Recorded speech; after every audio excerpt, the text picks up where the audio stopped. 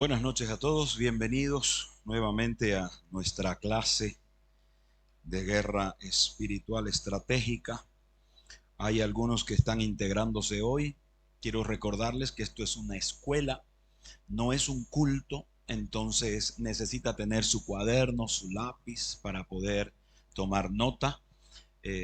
También hay tiempo de preguntas. Ahí está el otro micrófono, lo vamos a habilitar para el tiempo de las preguntas, ¿no? Cuando haya el momento de las preguntas, ¿de acuerdo? Entonces vamos a orar, vamos a iniciar nuestra segunda clase. Dios y Padre bueno, te damos muchas gracias por este hermoso privilegio que nos das de poder aprender cada vez más de tu palabra.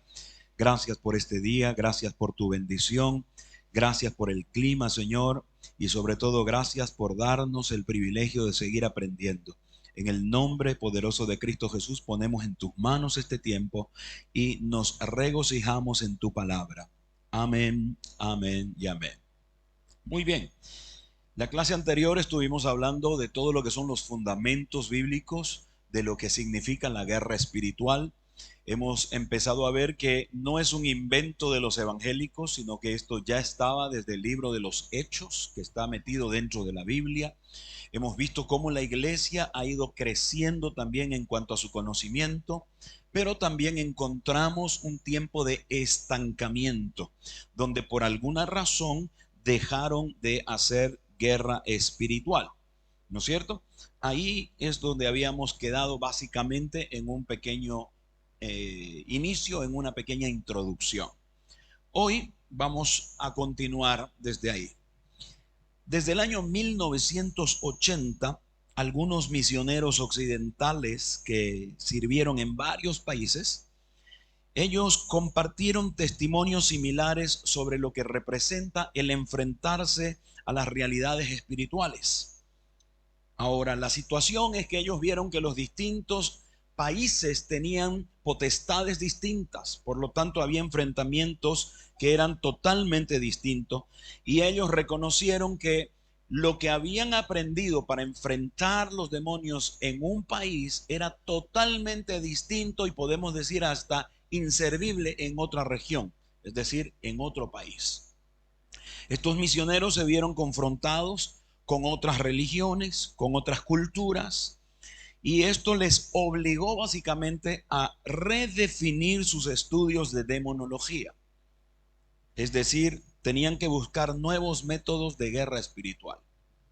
Cada vez que nosotros queremos hacer evangelismo, hermanos, lo que estamos haciendo en realidad es guerra espiritual. ¿Por qué? Porque el botín son las almas. Y nosotros vamos a ir a ganar almas. Por lo tanto, entramos en un tiempo de guerra espiritual para arrebatarle las almas al enemigo, para arrebatarle las almas a Satanás. Por eso es que muchas iglesias hoy en día no logran avanzar en cuanto a evangelismo. ¿Por qué? Porque hay una carencia de lo que es guerra espiritual. No se prepara el ambiente, no se prepara el terreno. Evangelismo no es solamente pararse en una esquina y declarar las verdades bíblicas. Evangelismo es lograr que la gente entregue su vida a Cristo. Y esto es por medio de una decisión personal, por convicción. Es decir, la gente se convence de la verdad que se le está exponiendo y voluntariamente decide entrar al reino de los cielos. Por lo tanto, la guerra espiritual no es para estar peleando con demonios sin un fin específico. No es para que andemos como los cazafantasmas, ¿no es cierto? Buscando demonios para pelear, ¿no? No es como aquellos hijos de aquel sacerdote Exeba. Vamos al libro de los Hechos para que ustedes puedan ver un poquito de lo que estoy hablando. Hechos capítulo 19, versículos 13 al 16.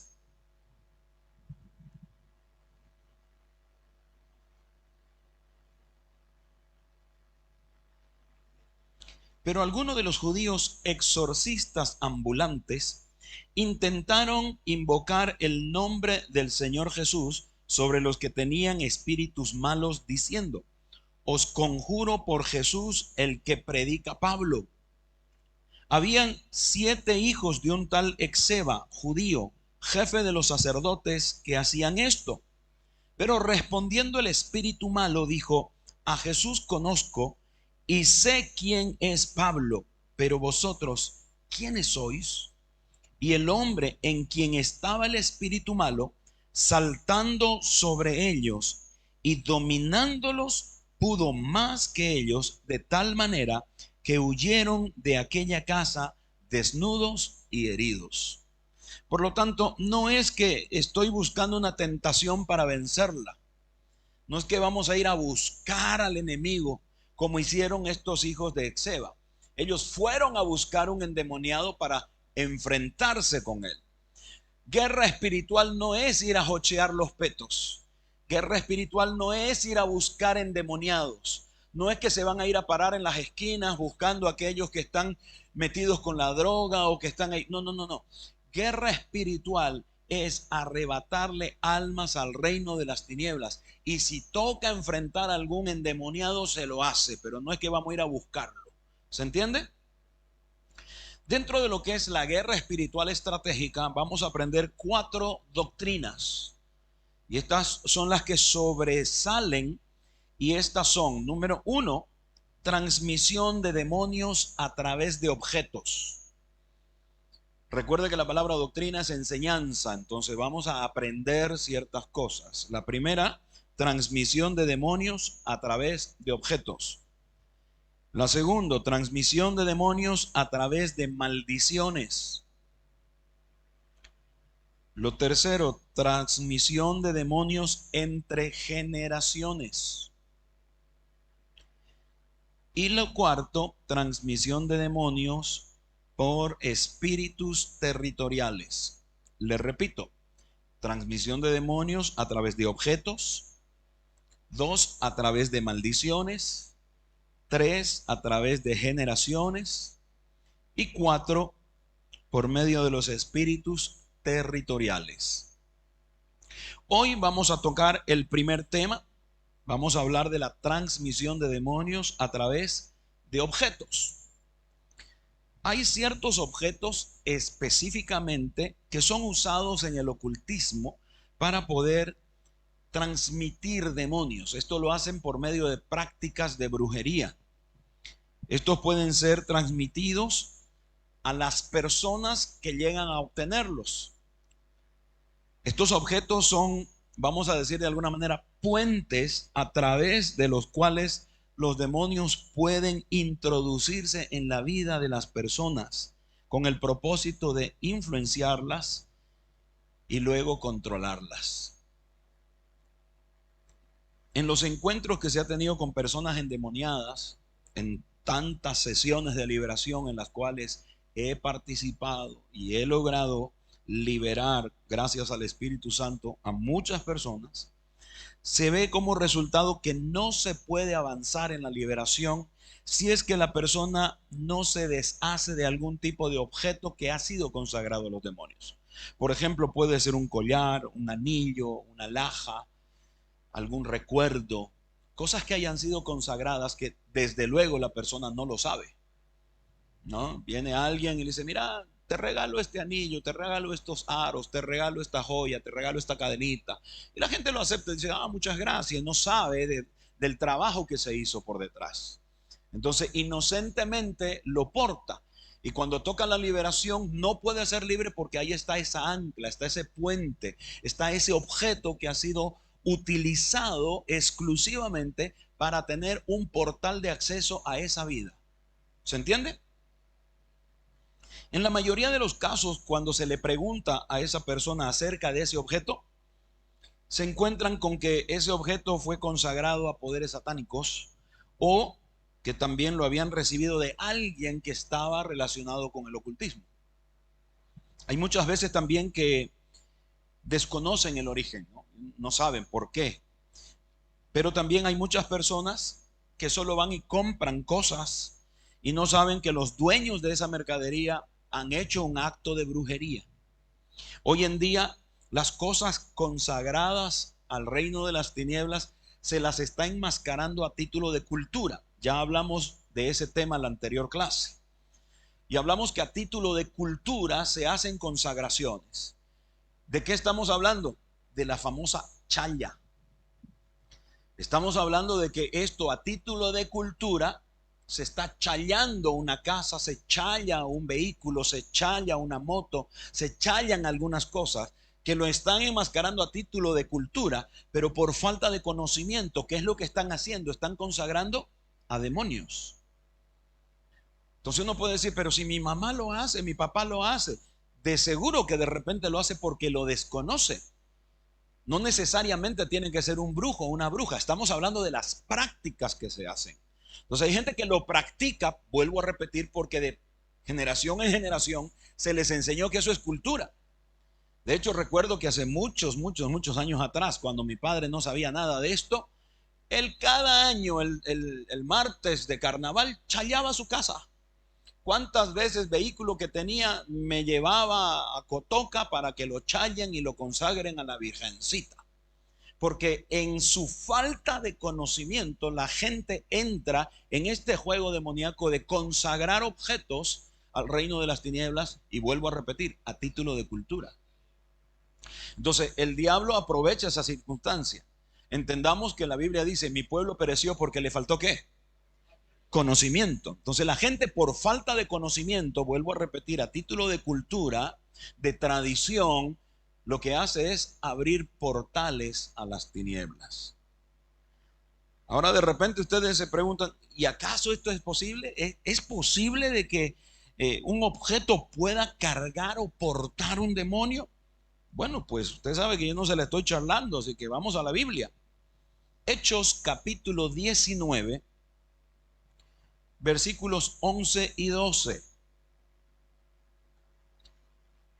Hechos 19, versículos 11 y 12. Y hacía Dios milagros extraordinarios por mano de Pablo, de tal manera que aún se le llevaba a los enfermos los paños o delantales de su cuerpo, y las enfermedades se iban de ellos y los espíritus malos salían. Entonces, la unción que portaba Pablo se transmitía por medio de ¿qué? De su ropa. Esa ropa se la llevaban a los enfermos, y cuando le ponían la ropa de Pablo encima de los enfermos, dice la Biblia de que los enfermos sanaban, porque los espíritus demoníacos encargados de enfermar a esa persona sentían la unción de la ropa de Pablo y salían huyendo. Otro registro bíblico que tenemos de la transmisión hacia los objetos lo encontramos, por ejemplo, en la mujer del flujo de sangre. ¿Se acuerdan que ella estaba por muchos años, exactamente 12 años, con un flujo de sangre? Y de pronto cuando ve a Jesús dice, si tan solo tocare, ¿qué cosa? El borde de su manto. Ella no pensaba en tocar a Jesús, ella no pensaba en pedirle que ore por ella no pensaba ni siquiera que nadie se dé cuenta. Ella dijo, si solo toco el borde de su manto, yo sé que voy a quedar sana. Vamos a ver Mateo capítulo 9, versículos 20 y 21. Mateo 9, versículos 20 y 21. He aquí una mujer enferma de flujo de sangre desde hacía 12 años, se le acercó por detrás y tocó el borde de su manto, porque decía dentro de sí, si tocare solamente su manto, seré salva. Acompáñeme a Marcos capítulo 14. Marcos capítulo 14, versículos 34 al 36. Y les dijo, mi alma está muy triste hasta la muerte, quedaos aquí y velad. Yéndose un poco adelante, se postró en tierra y oró que si fuese posible, pasase de él aquella hora. Y decía, Abba Padre, todas las cosas me son posibles para ti. Aparta de mí esta copa, mas que no se haga lo que yo quiero, sino lo que tú. ¿Por qué es que había unción en la ropa? Por la obediencia. Entonces, hay una unción tal en la obediencia, ya sea a Dios o a los demonios, que la ropa, los objetos pueden ser cargados de esta unción. ¿Me entiende? La gente que hace todo este tipo de brujerías obedece a los rituales que se tienen que hacer. Los que están metidos en ocultismo obedecen a los rituales, no lo hacen como les da la gana. Hay un segmento de obediencia que da autoridad. Lo mismo en el mundo del reino de los cielos se replica, pero para hacer daño en el reino de las tinieblas. Entonces tenemos un respaldo bíblico para creer que los objetos pueden portar algo, ya sea una unción dada por Dios a una persona, como también los demonios que poseen tienen el pacto con alguien. Entonces, si alguien ha hecho un pacto con Satanás, ya su cuerpo, su vida, carga una unción demoníaca. Y por lo tanto, los objetos que consagre, la ropa que viste, también porta esos espíritus. ¿Me entiende? Es por eso que yo siempre recomiendo que nunca te prestes ropa de nadie. Nunca te prestes. ¿Por qué? Porque realmente no sabes cuál es su verdadera condición espiritual. ¿Me entiende? Ahora yo sé que muchos de ustedes van a entrar en un conflicto. ¿Y qué hacemos cuando toca el trabajo de las fechas cívicas en el colegio? Cuando hay que fletar tipoy, cuando hay que fletar montones de cosas. O en esta época del shopping escarbe de la Santos Dumont, donde muchos van a comprar ropa usada porque es de mejor calidad y es más barata. Pues sabes que hasta por salud, amado, no deberías hacerlo. Peor con todo este tiempo de la pandemia. ¿Cuánta gente habrá muerto con COVID que ha estado con eso y esa ropa viene y no sabes qué tratamiento le han hecho? Y tú vas y solo lo metes a la lavadora, lo sacas. Podrá salir cualquier germen, podrá salir cualquier virus, pero la unción demoníaca que está portado por ahí no se quita por la lavadora. Entonces, ¿qué hacemos? Para eso estamos en clases, para aprender. ¿Ah? Más adelante les voy a decir, quédense con la duda un ratito. Volvamos al tema. Ana Méndez es una intercesora. Ahora se ha disparado un poquito, ¿no? Ya medio que galáctica, ¿no? Pero en su momento de cordura, esta dama comenta en uno de sus libros y dice: hay infinidad de personas que sufren opresión demoníaca, tienen miedos nocturnos, escuchan ruidos o ven objetos moverse en sus casas. Por otro lado, también han sido víctimas de robos, de pérdida de trabajo, constantes situaciones difíciles en cuanto a la economía, sufren de enfermedades dolorosas e inexplicables, y otros han padecido accidentes, hasta suicidio de familiares o rebeldía de parte de sus hijos, y por esta parte las personas no saben qué es lo que está conviviendo con ellos. Tú vas a ver el YouTube, el TikTok, el Instagram, está cargado de muchos videos donde están filmando y de pronto se mueven cosas. Hay gente que está durmiendo en una determinada casa y lo jalan de los pies y lo tumban de la cama. Y uno puede decir: no, eso es montaje, no, es realidad. Es porque hay algo que está metido allí, porque hay una actividad demoníaca, porque así como el reino de Dios es real, el reino de las tinieblas también. No podemos negar. No estoy hablando esto para que tú andes con miedo o digas: ay, los demonios. No, no, porque Dios te puso por cabeza y puso a tus enemigos debajo de tus pies. Pero no quiere decir que tú los vas a menospreciar, sino que tienes que saber cómo opera el reino de las tinieblas. Por eso es esta clase, por eso es esta escuela. No para que camines con miedo abriendo puertas, porque el miedo es la principal puerta. ¿Qué puerta? Digo, el portón que utiliza el reino de las tinieblas para entrar a poseer la vida de la gente. ¿Me entiende? Dice: el principio de la sabiduría es que el temor a Jehová. No dice el miedo a las tinieblas. Debemos tener temor de Jehová, no miedo a las tinieblas. Entonces, muchas de estas personas que están recibiendo ese ataque, que ve que se mueven cosas, que le prenden, le apagan la luz y no es problema del interruptor, que les están jalando el cabello, no es el duende que vino a hacerles invita. Son demonios, hermano. ¿Y eso por qué? Porque tal vez sin conocerlo, ellos tienen dentro de su casa ciertos artefactos, ciertos objetos que son portadores de maldición. De verdad que cuando uno viaja, le encanta comprar recuerdos, porque uno estima a la gente, dice, esto voy a llevar por fulano, esto para sultano. Y de repente cuando uno llega y todo desde que recibiste ese regalito empieza a pasar en tu casa. No es que la persona que te lo regaló quiso hacerte brujería, es que desconocía que los que le vendieron eso hicieron un pacto. Entonces, las personas que trabajan con el ocultismo suelen invitar a los demonios a llenar esos objetos con su poder, de modo que los demonios pueden relacionarse con esos objetos y todas las personas que compran esos artefactos o que los reciben como regalo quedan atrapadas. ¿Por qué? Porque esa es la ofrenda que ellos presentan a Satanás. Los sacerdotes satánicos sí, matan animales, matan niños, van a los cementerios, chorrean sangre, matan personas, hacen de todo. Sí, pero los que no son sacerdotes tienen que presentar su ofrenda. Y de alguna manera lo que hacen ellos es presentar la mercadería que venden como ofrenda para el reino de las tinieblas.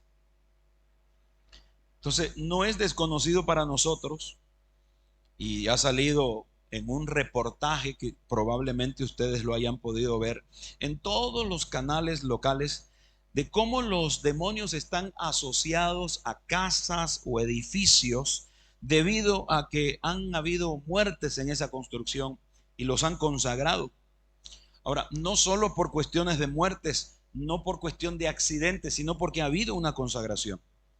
También esto puede deberse a causa de pecados o también de actividades ocultistas de un determinado lugar antes de que sea lo que es. Recuerdo en el barrio donde nosotros vivíamos, donde crecimos de niños, de jóvenes, teníamos una cancha y al ladito de la cancha El Zapatero se llama, en el barrio donde vivíamos, al ladito de la canchita había un cementerio. El cementerio era clandestino. De todas maneras, el dueño del terreno apareció después de mucho tiempo, hizo sacar todas esas tumbas, porque él dijo, este es mi terreno, yo nunca lo doné, ganó el juicio, sacó todas esas tumbas y construyó una tremenda casa de 2 pisos. Yo supe que por lo menos unos 5 o 6 años esa casa estuvo deshabitada, porque la gente que iba, en cuanto iba, sentía la presencia de demonios ahí. ¿Qué era eso? Son los demonios que estaban metidos ahí porque eso era un cementerio. ¿Me entienden? Hay todo tipo de cosas ahí. No sé si la habrán logrado vender, pero yo supe que por muchos años estuvo a la venta y jamás podían haberla vendido. Ahora yo quiero mostrarles un video que es respecto a lo que acabo de decirles, y ustedes van a ver que esto no es charla de peluquero. Así que veamos y luego seguimos. En otra información le cuento que hay alarma en Bolivia, donde se teme que están enterrando vivos a los borrachos dentro de las estructuras de puentes y otras construcciones. Y todo porque, según una vieja creencia, las almas serían guardianas de las edificaciones. Bernabé López nos cuenta más. Personas enterradas vivas. Eso creen que esconden las columnas de varios puentes de La Paz. Vamos a ver hasta qué puntos es verídico este mito de que estos cementerios elefantes servirían para, transportar a estas personas para algún sacrificio. Una macabra tradición cuenta que si se mete a una persona viva dentro de la estructura, su alma ayuda a sostenerla. Por eso creen hay compañías constructoras que negocian con bares para que les entreguen borrachos y sepultarlos vivos. Bueno, pues se encerraba los 8 días o 6 días. Y así yo una vez le vine a rescatar de esta casa. La policía realizó redadas en bares, donde en medio de la inmundicia hallaron calaveras. Hemos verificado que había personas consumiendo bebidas alcohólicas y había bastante cantidad de alcohol. La policía no pudo comprobar que usaban a borrachos para enterrarlos vivos. Por eso estos investigadores paranormales tomaron cartas en el asunto. Se los entierra y tienen que estar obviamente en posición cúbito-dorsal, no como si estuvieran naciendo, porque se supone que van a ser los protectores del peso que viene encima. Señalan que una persona está enterrada en este pilar y descubrieron lo que parece una fosa mortuoria. Tendríamos que aseverar en todo caso de que definitivamente se ha hecho un enterramiento de cadáveres vivos en este lugar. Por eso encendieron velas. Tienen la esperanza de que quienes fueron enterrados vivos aquí encuentren algún día el descanso eterno. Desde La Paz, Bolivia, Bernabé López, Telemundo. Bueno, ese es un pequeño reportaje. Hay otro que es mucho más largo, donde hay el testimonio de un hombre que dice: nos llevaron a un lugar, nos dieron comida, nos dieron trago y lamentablemente, dijo mi compañero, nunca más apareció. Yo me salvé de milagro. Lo que querían es hacerme daño. Entonces, fíjense que es grave la situación y no estamos hablando de mentiras. Estamos hablando de cosas reales. Estamos hablando de que esto sucede en nuestro entorno. O sea, esto no son cuentos de hadas. Esto no es una mentira inventada. Es nuestra realidad. Vivimos en un país que está siendo consagrado al reino de las tinieblas. ¿A título de qué? De cultura, de creencia. Y si se fijan, no ha sido cualquier reportaje. Es un reportaje internacional con entrevista a policías, que no se van a prestar a hacer un jueguito de Laura Bozzo, ¿no? Laura en América. Esto es a nivel mundial. ¿Me entiende? Entonces, la pregunta es, ¿qué podemos hacer? ¿Qué tal si la casa o el edificio, el lugar que alquilamos o compramos ya fue consagrado a las tinieblas? ¿Qué hacemos? Dios conoce el actuar de las tinieblas y es por eso que en su palabra nos dice cómo debemos actuar para contrarrestar esto.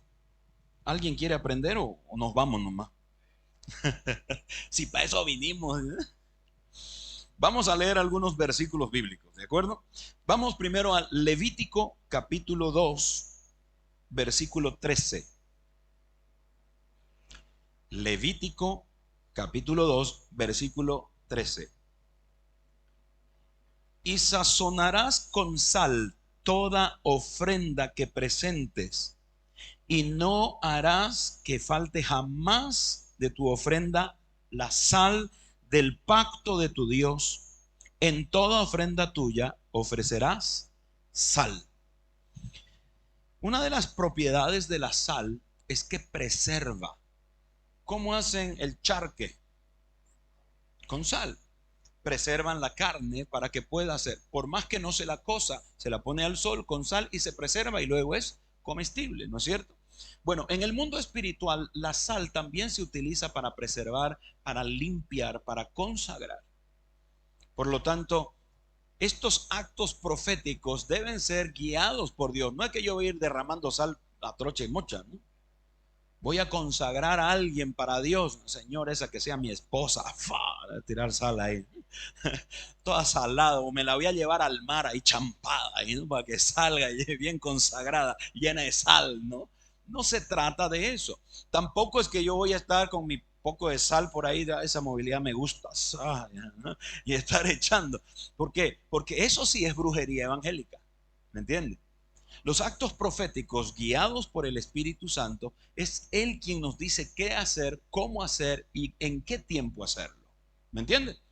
Entonces, una de las cosas que se usa en el mundo espiritual direccionado por Dios para poder limpiar y consagrar es la sal. Vamos a Ezequiel capítulo 16, versículo 4. Ezequiel 16, 4. Y en cuanto a tu nacimiento, el día que naciste, no fue cortado tu ombligo, ni fuiste lavada con aguas para limpiarte, ni salada con sal, ni fuiste envuelta con fajas. Aquí nuevamente está hablando de la consagración por medio de ¿qué? De la sal. Aquí hay un reclamo en Ezequiel, dice, te han consagrado, pero no fuiste lavada, no fuiste limpiada, ni te consagraron con sal. Marcos capítulo 9, versículo 49. Marcos 9:49 dice, porque todos serán salados con fuego y todo sacrificio será salado con sal. Lo repito, porque todos serán salados con fuego y todo sacrificio será salado con sal. Entonces, estos versículos vemos que Dios nos manda a hacer el uso de la sal como un elemento para consagración, para limpieza. Entonces, ¿qué vamos a hacer? Si yo voy a comprar una casa, yo no sé, por más nueva que sea, como hemos visto en las edificaciones, yo no sé si hay algo ahí metido. Yo no sé si hay algo ahí debajo. Yo no sé si hay un muertito en los cimientos. Entonces, antes de entrar a vivir, a poseer en ese lugar, ¿qué se tiene que hacer? Una consagración. Señor, creo en tu poder, creo en tu palabra, confío en lo que tú me estás enseñando. Y en el nombre de Cristo Jesús, yo voy a buscar a mis autoridades eclesiásticas para que puedan guiarme y puedan orar conmigo. Por eso es que hay mucha gente que me dice, apóstol, yo quisiera que usted pueda ir a consagrar mi negocio. ¿Puede usted venir a orar? Entonces yo primero le pregunto a Dios qué es lo que hay en el lugar y que Él me diga cómo se lo voy a presentar, cómo se lo voy a consagrar.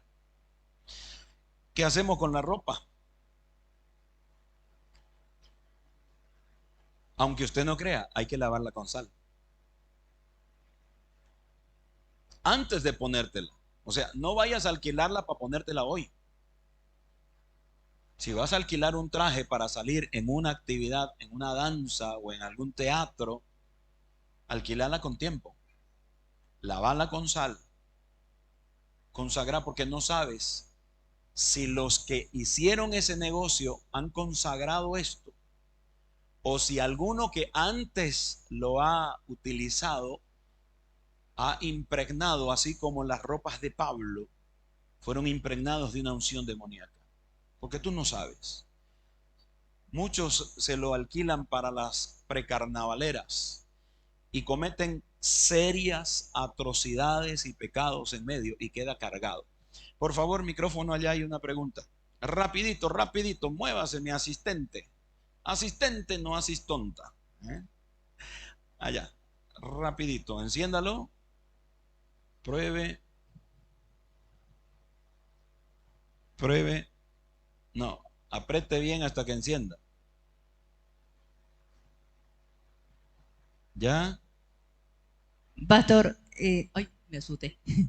Lo que pasa es que nosotros tenemos estas actividades de la venta de garajes, pero en su mayoría soy yo la que recibo las donaciones, pero inmediatamente yo la recibo, no sabía lo de la sal, pero sí me pongo a orar ya, por la persona que nos bendice y también por la ropa que está trayendo, cortando cualquier tipo de enfermedad. Después yo la pongo, ¿no? Y también nosotros oramos cuando vamos a empezar a vender, pero no sabíamos de la consagración, pero sí lo oraba para romper cualquier, no sé si estaba correcto, ahora lo podemos a echar partir de salsita. ahora tienen que hacer eso, ¿no? De lavar con sal por la enseñanza bíblica. Recordemos lo siguiente, cuando nosotros desconocemos algo, la misericordia de Dios se activa para bendecir. Pero cuando ya conocemos algo y no lo practicamos por causa de la desobediencia, se quita la cobertura. ¿Entiende? Es cierto, aquí hemos hecho mucha venta de garage y hemos recibido donaciones y no sabemos de dónde proviene.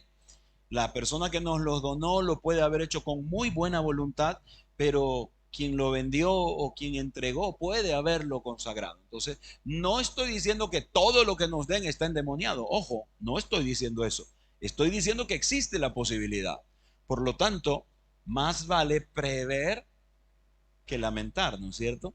Entonces, a partir de ahora, hay que consagrarlo con sal y pedirle al Señor en oración, ¿no?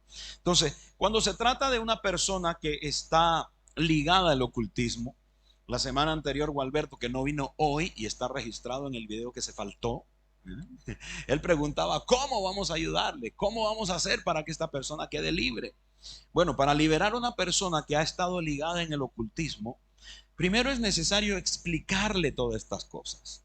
Porque no es que yo voy a ir con una imposición de parte de Dios a ordenarle que salga de ese lugar. No, la persona tiene que ser consciente. Recuerde que el libre albedrío es lo que le da autoridad a las tinieblas a quedarse en una persona. Por eso es que hay mucha gente que está dentro de las iglesias que también está en el ocultismo a nombre de otra cosa. Por ejemplo, los masones. En las iglesias de Santa Cruz hay muchos masones, porque ellos creen que es una cultura, creen que es algo que no tiene nada que ver con el mundo espiritual. Entonces van a la iglesia, oran, pueden participar de un ministerio de intercesión, pueden participar hasta del altar, porque de afuera aparentemente se ve una situación normal, natural. Sin embargo, ellos tienen una otra vida participando de un grupo de los masones. Por ejemplo, muchos dicen, no, yo pertenezco al Club de Leones. Bueno, el fundador es un masón. Las bases son masónicas. No, yo tengo mi grupo nomás, es de la logia Los Toborochi. Y aunque usted se ría, esos están.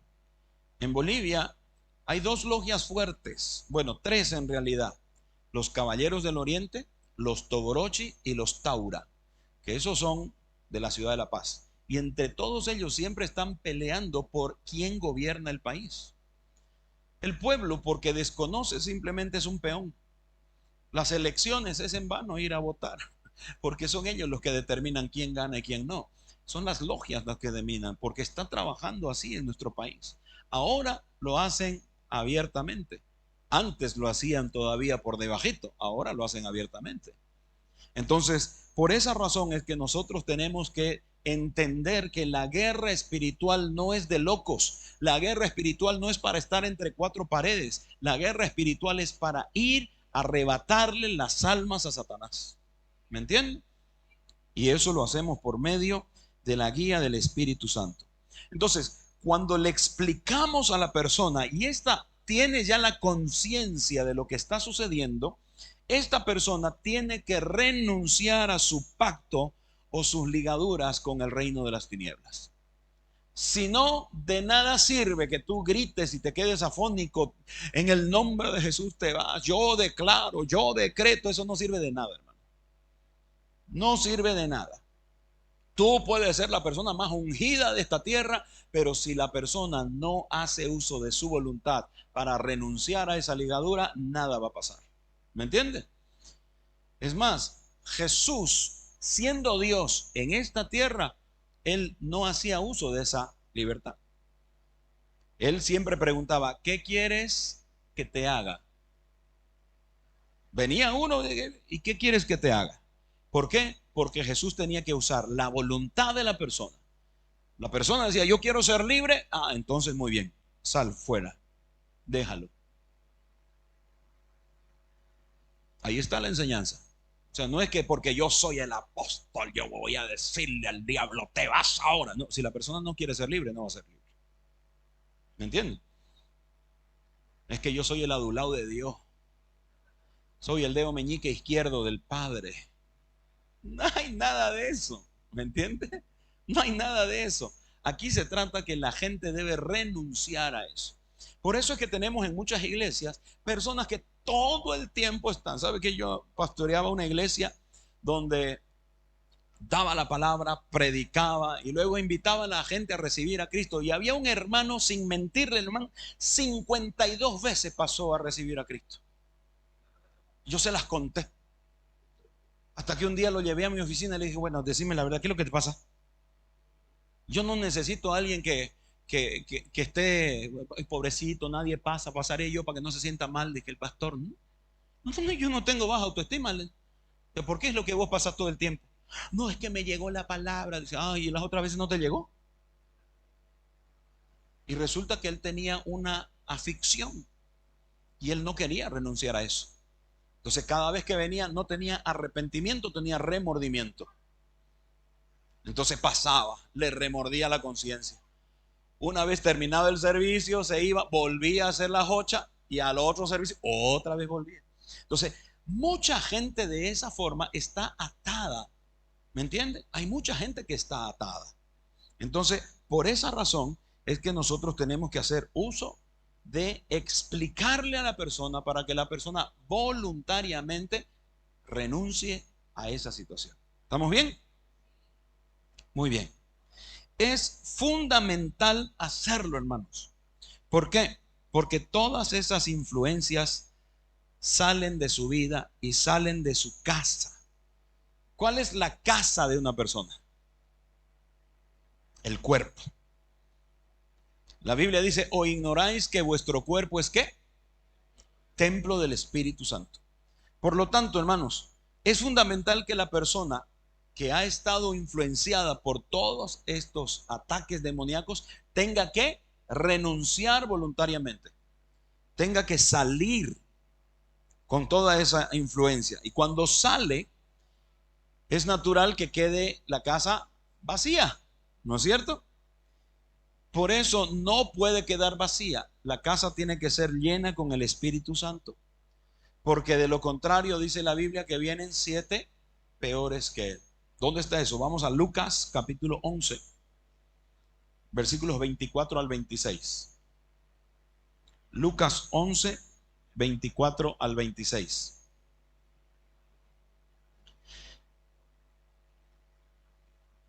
Cuando el espíritu inmundo sale del hombre, anda por lugares secos buscando reposo y no hallándolo, dice, volveré a mi casa de donde salí.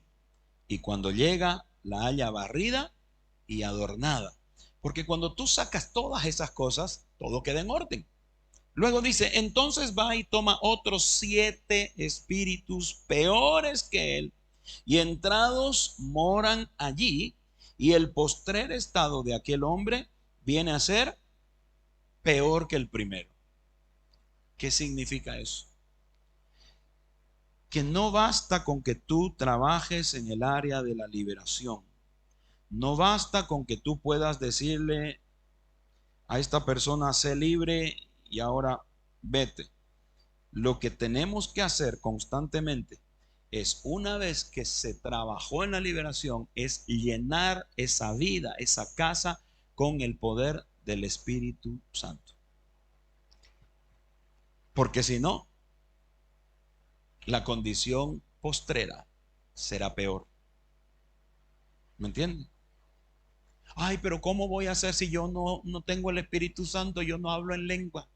Quiero recordarles que hablar en lenguas es simplemente una de las manifestaciones del Espíritu Santo.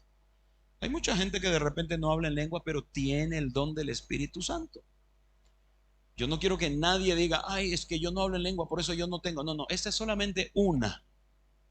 El fruto del Espíritu es amor, gozo, paz, paciencia, fe, bondad, benignidad, templanza. ¿Se dan cuenta? Entonces, hablar en lengua es una sola y no es la única. ¿Me entiende? Por lo tanto, tenemos que entender que lo que Dios está diciéndonos es que vamos a entregar. Segundo aspecto, cuando tú oras para que alguien sea lleno del Espíritu Santo, no le estás dando lo que tú tienes. Por lo tanto, si tú dices, no, es que yo no siento la llenura del Espíritu Santo, no le vas a dar algo que tú tienes. Vas a orar para que el Espíritu entre en esa vida y la llene. Entonces, cuando eres instrumento de Dios para liberar a alguien, lo siguiente que tienes que hacer es orar para que el Espíritu Santo llene esa vida. Amén. Padre, yo te doy gracias por este tiempo. Gracias por cada una de las personas que han venido, Señor, en esta segunda clase. Oramos para que la manifestación de tu Espíritu se haga real y evidente en cada uno de nosotros. Y Dios, cuando tú así lo determines, seguiremos avanzando el reino. Nos has dado, Señor, herramientas y estamos preparándonos para extender tu reino. En el nombre de Cristo Jesús, bendigo a cada una de las personas aquí presentes y aún a los que van a ver este video, Señor, para que puedan ser llenos de tu presencia y aprender a luchar contra el reino de las tinieblas para expandir tu reino. En el nombre poderoso de Cristo Jesús, toda gloria y honra sea solo para ti. Amén y amén.